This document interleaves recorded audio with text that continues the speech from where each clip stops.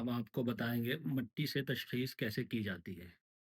अगर किसी भी जगह की तशख़ीस करना मतलूब हो, तो उस जगह की मिट्टी ली जाती है। लेकिन आजकल मिट्टी का मिलना मुश्किल होता है। जो लोग लाते हैं वो मिट्टी नहीं होती, घर का कूड़ा होता है। जो चप्पल, जूते पर लगकर प्लेन फ़र्श होता है, जहाँ टाइल होती है या फिर पत्थर बिछा हुआ होता है, वहाँ जो झाड़ू में इकट्ठा करके लाते हैं, तो वो उस घर की मिट्टी नहीं होती बल्कि उस घर के अंदर चप्पल, जूते से आया हुआ एक रेत होता है।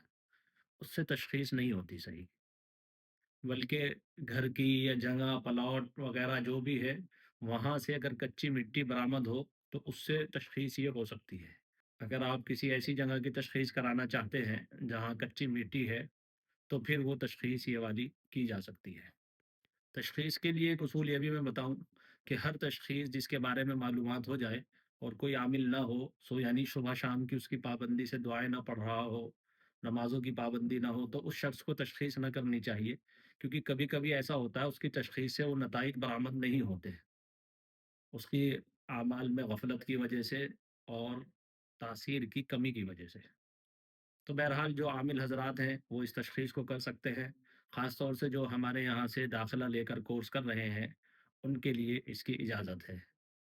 तो मिट्टी मँगाई जाए, जगह की अगर घर में कच्ची मिट्टी है, सहन है के अंदर हो या कमरों के अंदर हो, अगर मिट्टी मिल सकती है तो उससे भी ये तशख़ीस होगी।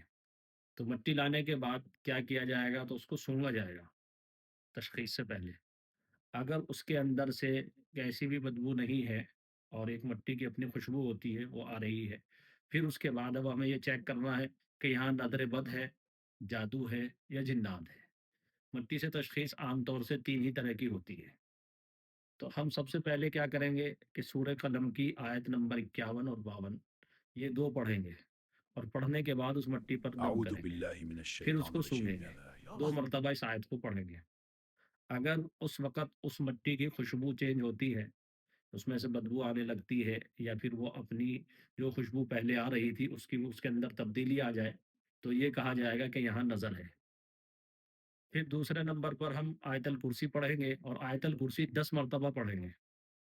10 मर्तबा आयतल कुर्सी पढ़ने के बाद पढ़ते रहेंगे और उसको नाक के करीब करके सूंघते रहेंगे। फिर 10 मर्तबा जब पूरी हो जाएगी तो उस पर हम दम करेंगे, फिर उसको सूंघेंगे।